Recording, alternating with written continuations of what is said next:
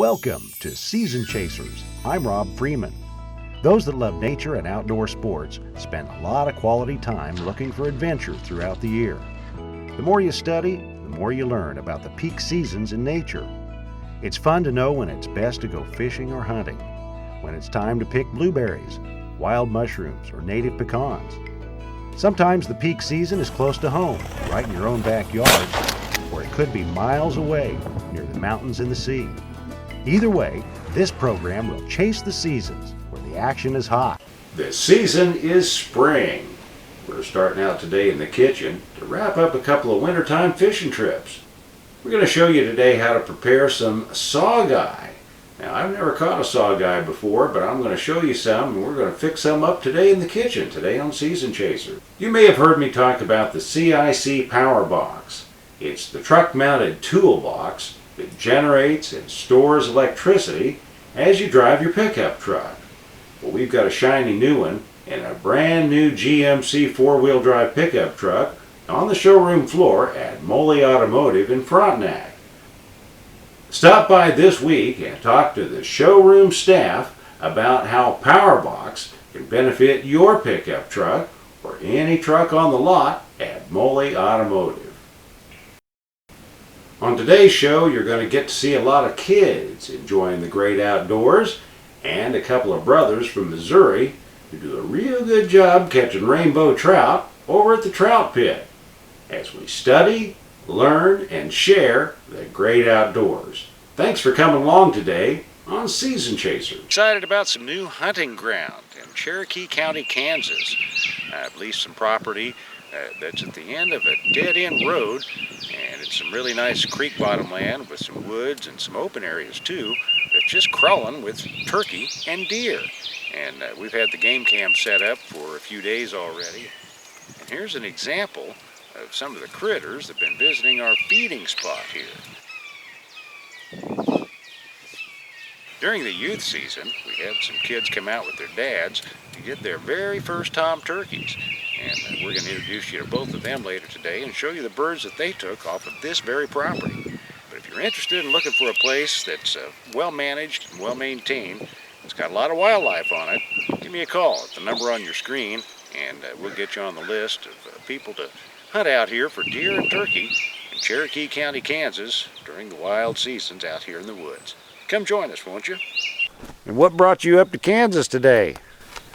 Well, I really wanted to go turkey hunting, so this is my chance, and I just wanted to come here. Now, you had a big ball game you had to get done first, right? But you got time for both, huh? Yes.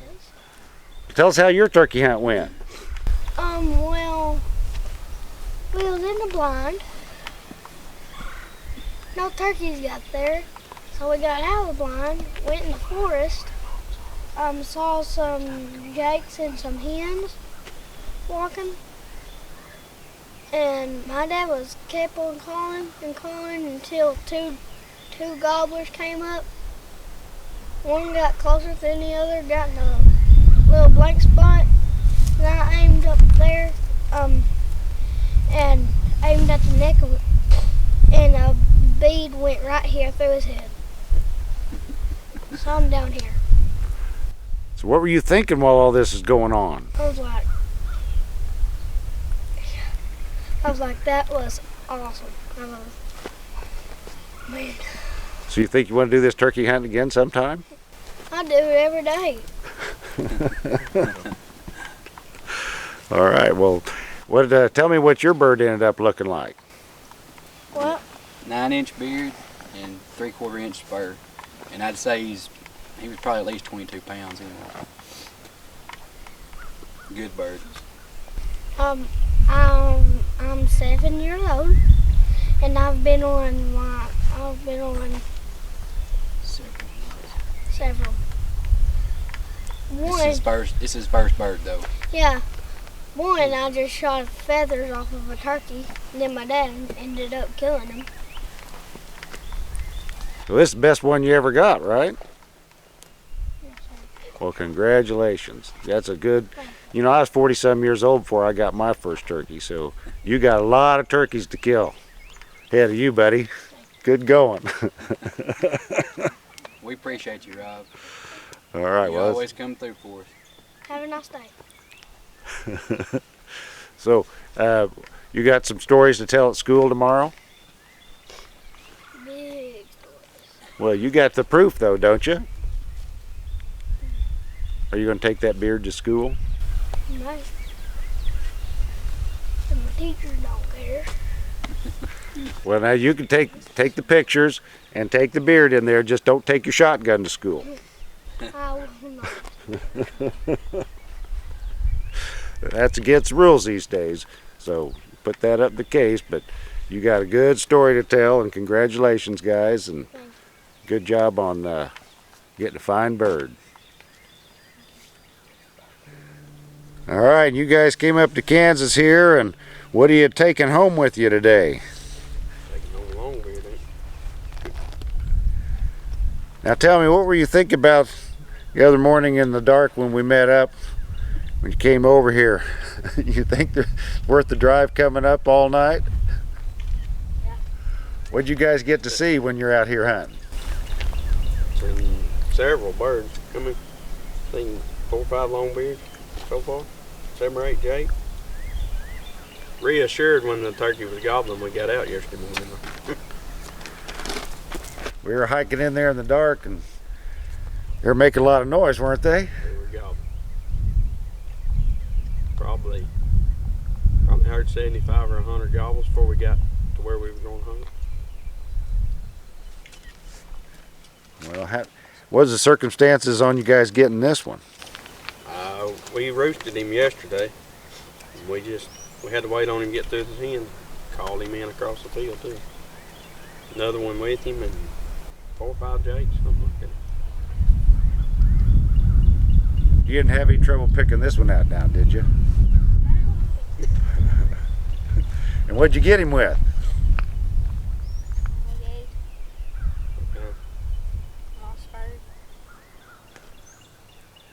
And how many shots did it take till he started flopping?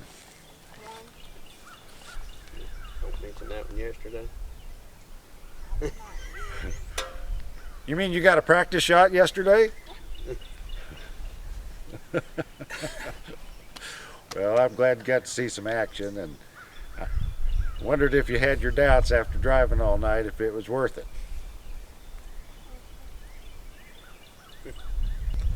Now, how many turkeys does this make for you? 1. Your first one? Now you expect to get one better than that every year? So we hope so. All right, well, congratulations on filling your tag. There's a lot of grown-up people watching this. Never had the experience you got, so that's quite an accomplishment, and may you get many more. Thank you, sir. About 10 inches on the beard, probably. Maybe 3/4 spurs. Oh shoot, I forgot to turn on record. Can you do that again? I'm kidding. You did a good job. Thank you. Blue Ribbon Farm and Home has about everything you need for every season. Plants, lots of seeds and supplies for your lawn and garden. Homes and treats for wild birds. New saddles and supplies for your ponies. Dog collars and pet grooming aids. Plus grills and recipes for barbecue season. Whether you have a lap dog, a sport dog, chickens, or a goofy goat, Blue Ribbon Farm and Home has all the feeds you'll ever need.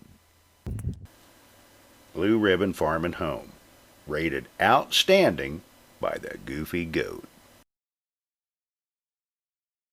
When it's time to buy a better boat, Albers is the place to get your best deal on a new Tracker or Nitro.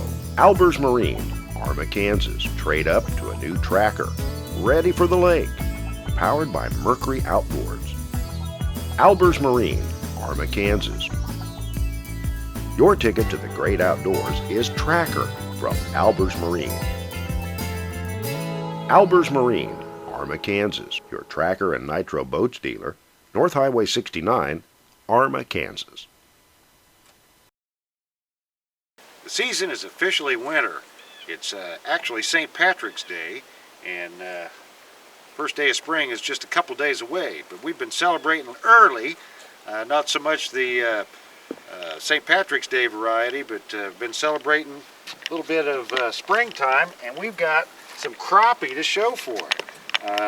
Sean and I got out here earlier today and come up with a pretty decent little basket of crappie. And fishing today with slip bobbers. There you go, hang on to that. Fishing with slip bobbers and minnows. And we caught these in, what, about 4 foot of water? Yeah, and that's a dandy right there. So I think we only got to throw back a couple here and there, but we sure like catching crappie like these and sharing them with you today on Season Chasers. And we were in a really small boat today, so it was really difficult to film some of the fishing action. But this is the proof what we got to show for it. Well, we couldn't buy minnows yesterday. Now we know why, because they were biting on minnows. So. Everybody's been buying up the minnow stash around here, so we're glad to get some today and dunk them in the water, and we got a little bit of cleaning to do. Yep. But this is the time of year to get out and enjoy a little bit of the sunshine and dunk a few minnows in the water. And these slip bobbers, we were catching these in some brush today. We're throwing them out and they drop right down in the middle of the brush.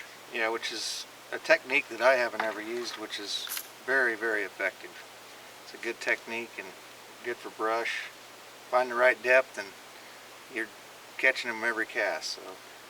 Well, we didn't attend too many St. Patrick's Day parties today, but we brought home some green old crappie.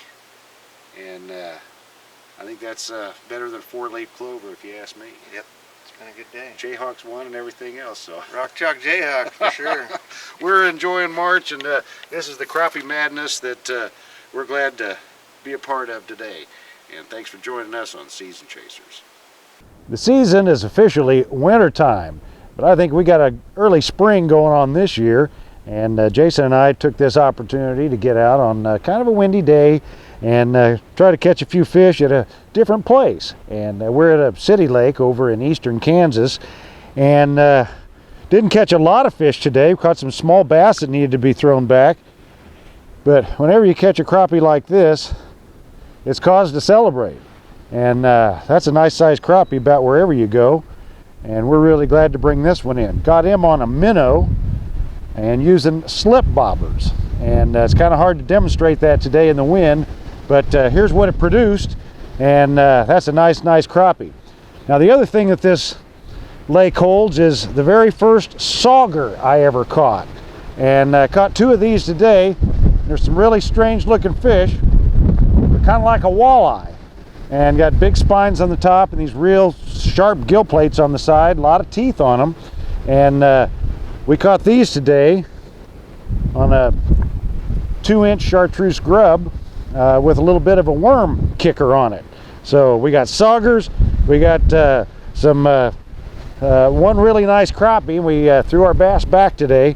But I'm going to go ahead and clean these today and show you what we ended up with on a windy day in eastern Kansas. Thanks for coming along. All right. Give this a try just like a lot of the other fish I like to fillet. Right down this backbone. Nice little fillet there. Jason tells me these taste a lot like crappie.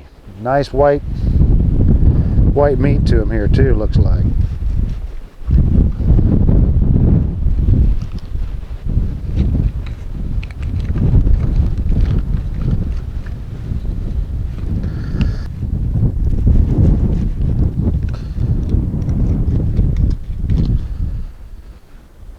You really want to avoid these spines.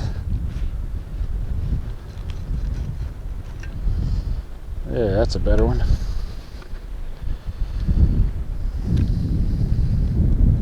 We caught these over on the windy bank, and we have winds today up to about 35 miles an hour predicted,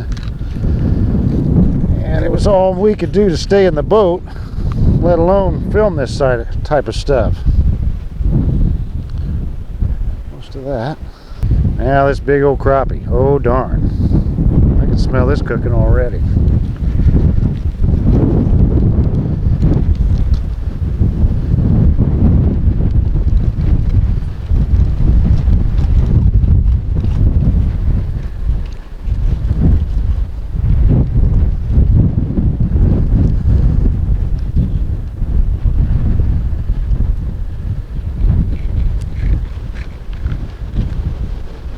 Now, this is what I call a crappie fillet right there. That's a nice one.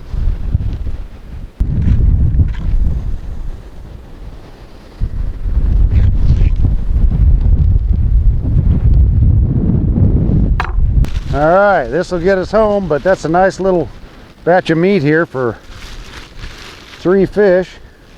These are what we call panfish, and I'm going to get to try my first sauger tonight, and we're going to share it with you today on Season Chasers.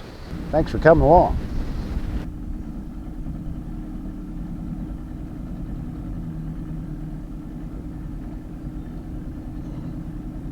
We're going to fix this right today, and here's how I like to fix sawguy. And these are the 4 fillets that I ended up with from the trip with Jason and I on that really windy day. It was what I'd call a lakeside rodeo. We had 35-mile-an-hour winds and almost needed a seat belt to stay in the fishing seat. But we got up on the windy bank and came in with these sawguy fillets. And what sawguy is a hybrid, and it's a cross between a sauger, which I've never caught before, and a walleye, which I have. And what I understand from reading the Kansas Department of Wildlife Parks and Tourism website is that the sawguy hybrid will survive in some of the reservoirs that have not really kept up with the walleye that have been stocked there. So they grow a little bit faster than either sawguy or walleye, but they don't get as big as the walleye do. I believe the state record is somewhere around 6.5 pounds. But these were smaller fish, but for the length of them, you know, compared to crappie or other panfish, I think they really yielded some pretty nice, you know, chunky little fillets. So we're going to use my favorite method here today and share that with you today, and hope to make you hungry for fish. It's sawguy today on Season Chasers. Thanks for coming along. Got 3 containers here. We're using what I use. It's a little bit of half and half, because everything sticks to it, and it, other than egg and stuff, doesn't get all cakey. Put it first into the Louisiana fish fry batter, and I use the kind with no salt and no MSG just to give it the base coat. And then I'll dunk it one more time into the half and half, and then put it in the panko breadcrumbs. I'm pretty sloppy with this, but everybody likes these panko breadcrumbs. It gives it just enough crunch without being too thick. Anyhow, here's our fillet.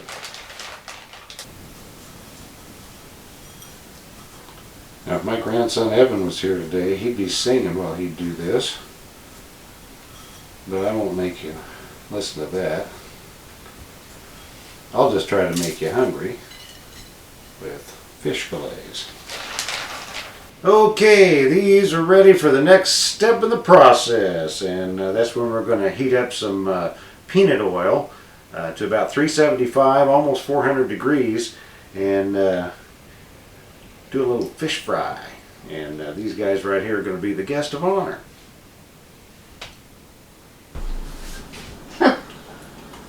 Alright, we'll get a little bit of peanut oil in here. That's what I like to fry with the best. And the main reason for that is it's got a pretty high tolerance for higher heat, and allows you to get your fish just a little bit crispier. I like my fish kind of crispy and done all the way through. So we'll get to heating up this oil, and just a minute we'll get busy and Get a little fish in here. You can go ahead and cook these and eat them all, which I highly recommend. Or if you got some left over that you haven't cooked yet, you can put them on a cookie sheet, put them in the freezer, and as soon as they're hard frozen, put them in a bag and they'll keep and be ready for use later on. But once you get all your batter materials out, you might as well make as many of the fillets up as you have available and fix a few for later. But for these four, these are sawguy fillets that we showed how those were caught, and we're going to cook these up and eat them right now.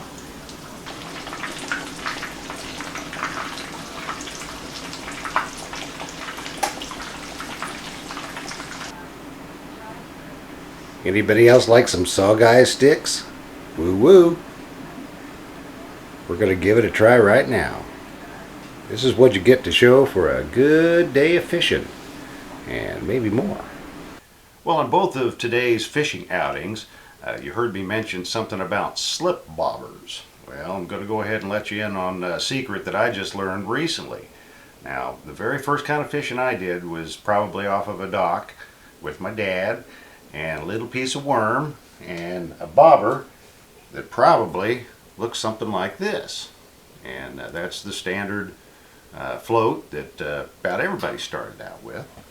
But what I've learned with fishing for these crappie and certain kinds of panfish, when you find them at a certain depth, that's where you need to keep fishing. Now, sometimes that certain depth is 4 feet, sometimes it's 6 feet, sometimes it's 12 feet. And it just depends on the conditions that you're fishing with. Now, if you use a bobber like this and you find fish at 10 feet, you're going to have to fix this way up your line 10 feet to get it to fall to the proper depth when you put your bait out there. And that makes it kind of difficult to cast without throwing your bait off with 10 foot of line out below a bobber up at the end of your fishing rod. But what really works is the slip bobber. Now, this is one that slides up and down your line, and I got this one over at the Lightning Creek Bait Shop over at Sherman City, and they got all the supplies you need to use slip bobbers and bait. But what you do is you put on a bobber stop, which is a little tiny bead that slides up and down the line. Now, once you get it to where you want it, it pretty well stays.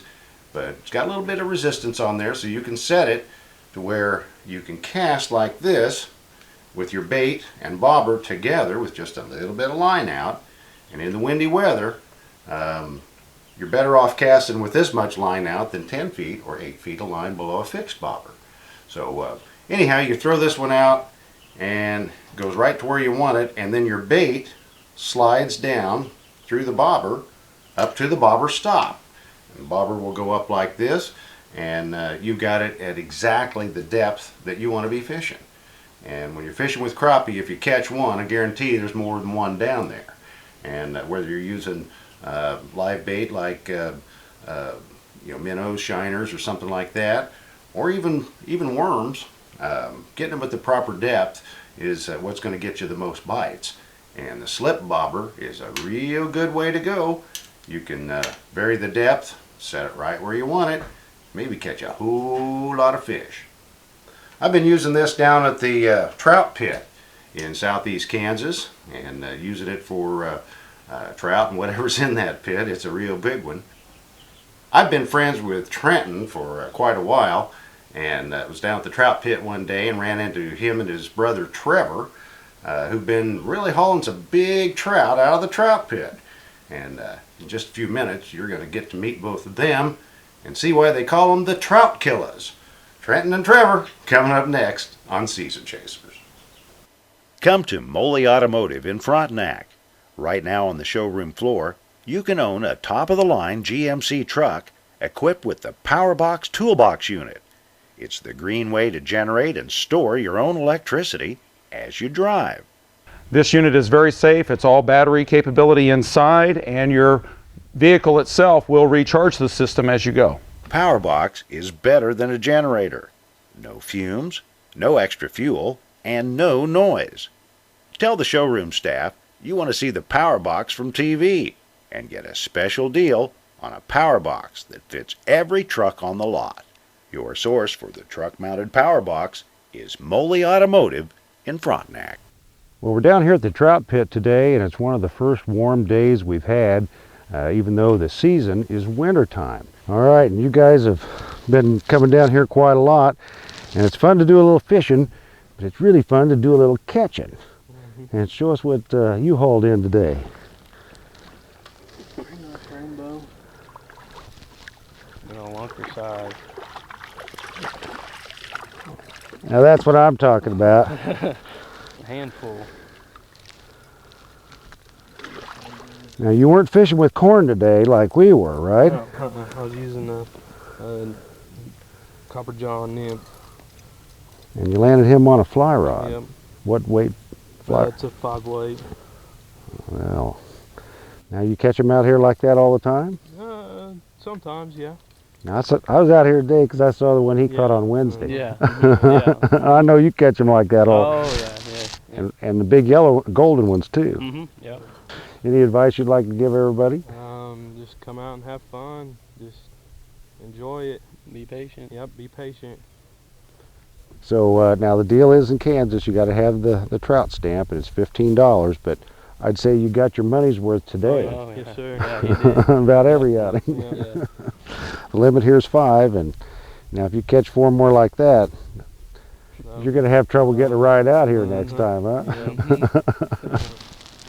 All right, well, excellent job, guys. Really glad to see them in there like that. And you guys ever catch any browns here? No, I haven't. That's what I really strive to catch is a brown out of here, because I have rainbow and then the golden. Just need a brown to finish off on the wall. Well, the year's just getting started, and our tags are fresh, so it's good to see them filled on fish like that. Kansas trout like that, you don't see them very often, so I'm glad to see one today, and maybe I can catch one of those like that on my next trip out here. All right, well, that's a real fine catch there, guys. Congratulations. Thank you. Thanks for sharing it with all of us today on Season Chasers. That's how it's done, ladies and gentlemen. You can't catch them if you don't go. Waka waka. Tune in each week for some of the stuff you just won't see on other shows. Outdoors, wildlife, and a life of adventure. Being on the lookout for natural foods and making the most of what the wildlife provides. Study, learn, and share the great outdoors with someone who's important to you.